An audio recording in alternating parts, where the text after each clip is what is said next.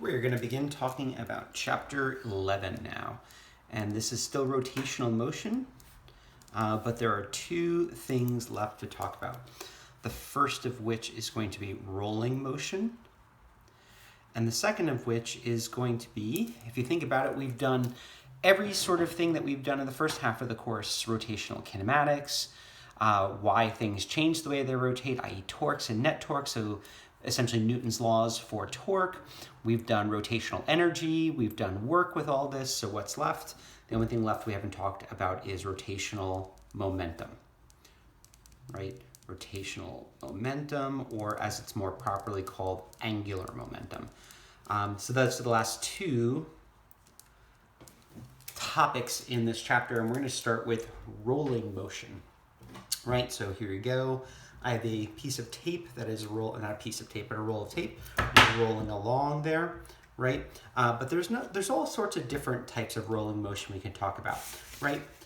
What we're going to talk about is this type of rolling motion, right? Just take a cylinder or anything and just roll it along. But I could also, if you saw what I did there, I gave the tape some backspin as it's going along, and that affects its motion. Or I could give the tape top spin.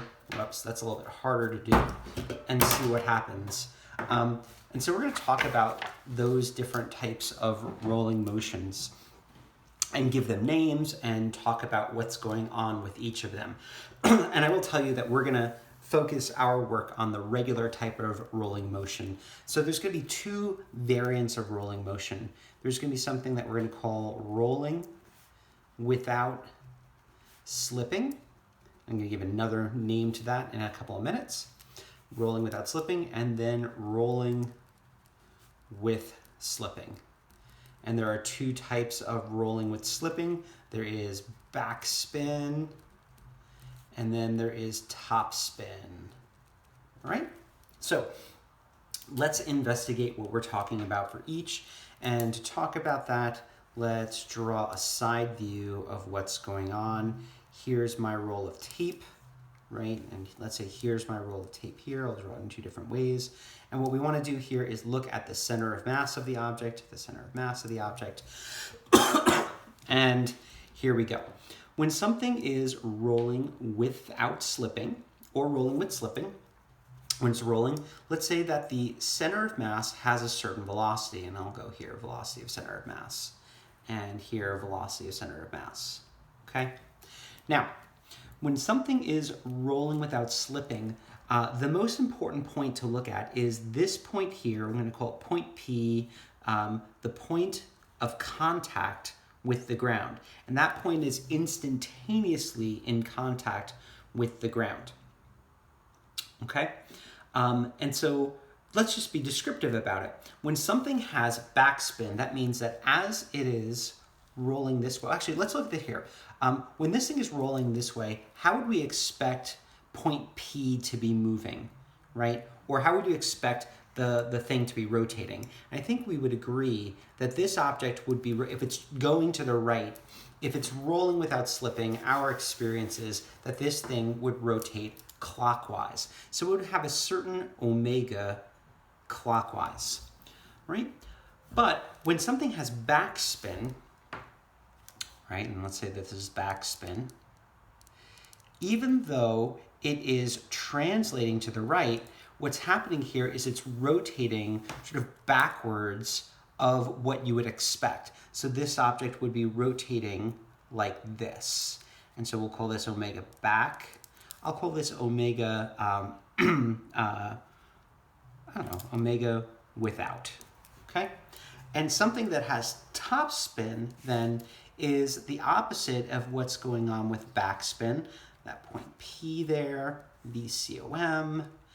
It is also rotating in this direction like the rolling without slipping, but let's say omega top spin would be greater than omega without, right? So that this point is kind of moving faster. And you can see then with backspin, even though the object's moving to the right, point P is slipping past the floor to the right. And here with topspin, even though this is moving, point P is slipping to the left. And those are kind of what's going on with those types of motion. But we're going to back it up in order to talk about this rolling without slipping a little bit further. By the way, if you want to see some videos on this, because I'm doing this in a very static way. Normally I'd be demonstrating this with hula hoops in the classroom. I'm going to upload some videos. There's a guy who does hula hoop tricks with backspin, and he's a little too happy about it, but it's kind of fun to watch. I'm also going to show you this with bowling balls, because a lot of bowling has a lot of backspin going on with that. But anyway, let's talk about a couple of things. Let's say we have an object that's in translation, and I'm actually going to be a little bit, I'm going to call it something different. I'm going to call it an object that's in pure translation, right? So let's say this object is just translating and not rotating. So here's the center of mass, and let's say the center of mass has a certain velocity like that, right? Velocity of the center of mass. If an object is just translating and not rotating, that means it's moving along like this. So if you think about it, what's true about the motion of each point individually on this rigid object? Well, if it's in pure translation, every point on this object is going to have exactly the same velocity. And I could just draw in a whole bunch of vectors, and each of those vectors is going to have exactly the same length and exactly the same direction, right? So that's an object in pure translation. All points on the body have the same velocity as the COM. Okay. So if there's something called pure translation, there's also something that's called pure rotation. Right? So here's that same object. Let's say it is rotated about its center of mass. So there's the center of mass, and there is the axis of rotation. So if something is in pure rotation, the velocity of the center of mass is going to be 0, i.e. it's not translating, it's just rotating. So what is true about the motion of every point in this object? Well, every point on the object is going to have a different velocity. And we know that the tangential velocity of any point on a rigid rotating object would be omega times r, where r is the distance from the axis of rotation out to that point. So let's say that we know that this thing has an omega that is clockwise. And so what direction is that really? Remember, that would be using my right hand into the page technically, just to remember how those directions really function. So this point here would have a velocity, and we know that that tangential velocity would look like this. And then if I talk up here, this point would have a tangential velocity in the same direction, but because r is bigger, it would have a larger magnitude. And then here at the top, it would have even larger. Down here, this point would be translating like this, or this point would be translating like this, and this point would be translating like that, okay? I'm going to just draw in one other set of points here. Let's say this point like this point like this, and that point like that, okay? But the important thing here is that every point on the object has a different velocity. Hold on and think about that then. Notice I did not say every point on the object has a different speed. It's not true that every point has a different speed. What points have the same speed? And if you said points at equal radii, like these points here, yeah, they all have the same speed, but because the tangential direction is different for each of those, they have a different velocity. So we have pure translation and we have pure rotation. Now, what we're going to talk is something that is in what we're going to call pure rotation. Pure rolling. An object that's in pure rolling is simultaneously undergoing a pure translation with a pure rotation. Okay, so what does that mean then? Well, essentially, the velocity of the points, of any point, is going to be the vector addition of the velocity it would have with pure translation plus pure rotation. So what does that look like? Well, here we go. It's going to be a bit of a messy picture, and then we'll make it look nicer. I will draw the pure translation velocities in green, and then the pure rotation velocities in red, and then the net in blue. So pure translation, and we're just going to focus on a couple of points here. The top point, boom, the center of mass. We know that the whole idea here has the same velocity as the velocity of the center of mass, and then there we go. Okay. Now, then, actually, let me just draw two more here. What about the rotation ones? Well, the length of the vectors is going to be a function, as we said, of r and omega, right? So here, these are all scaled in a very specific way because of r, but they're also multiplied by omega.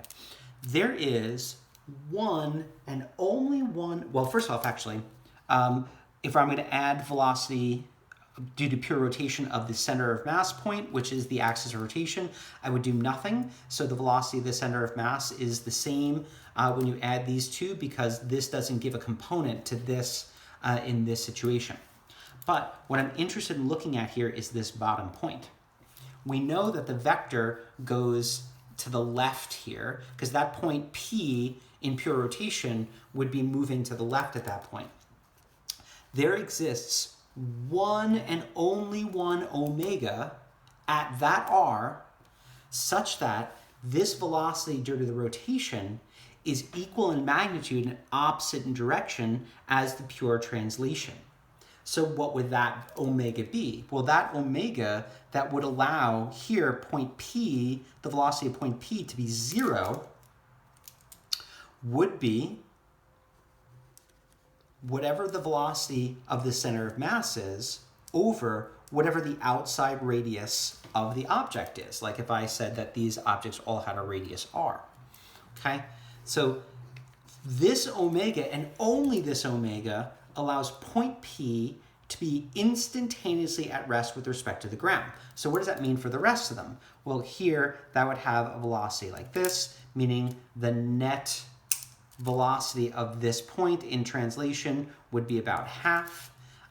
Here, this point would have a rotational, because of the rotation like that, meaning that the net looks something like this. And at the top point then, interestingly enough, here, boom, it would be exactly the same as this, meaning that the net velocity at this top point would be 2 VCOM, right? But once again, that only exists for one and only one value of omega at a given center of mass velocity. And this is the interesting idea here, because notice here that point P is not moving instantaneously with respect to the ground, right? As it's rolling along, if you just want to think about this here, and here's this point, boom, this point is rolling along, it instantaneously makes contact there and then moves upwards, right? So it doesn't slip or slide past the point of contact. It's instantaneously at rest with respect to the contact point, and that may remind you of something, and then we're back to it. That's what rolling without slipping is. Point P is instantaneously at rest with respect to the ground. Okay? So that point P doesn't slide in the way it does here with respect to the ground in the backspin or the topspin. And so that, as I said, is important, because notice here that with this, I could be moving forward at whatever speed and I could have whatever backspin, and there's no necessary link between these two things. I could be spinning however fast backspin I want and moving forward however fast I want. Same thing here. I can be moving forward as fast as I want and top spinning as fast as I want. But with rolling without slipping, there's a necessary link between the velocity of the center of mass and the rate of rotation, right? So such that the VCOM, when we're without slipping, is equal to the rotational rate of the object times r. Now notice here I'm using a capital R because what I want to denote here, it's not just any old radius, it's very specifically the outermost radius of the object. Okay, and so let's go a little bit further with that.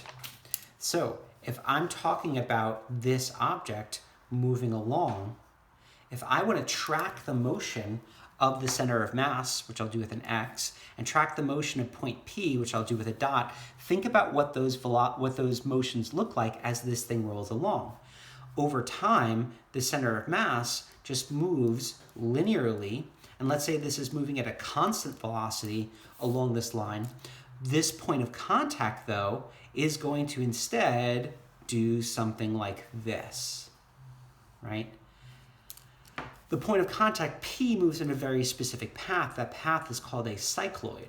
And one of the videos that's attached to this day shows this very nicely in terms of as it goes along. But what's super important here is, if you think about it, that if we're rolling without slipping, when the object goes through exactly one rotation, right? Exactly one rotation. How far has the center of mass moved? Hopefully you said one circumference, because that's the key. When rolling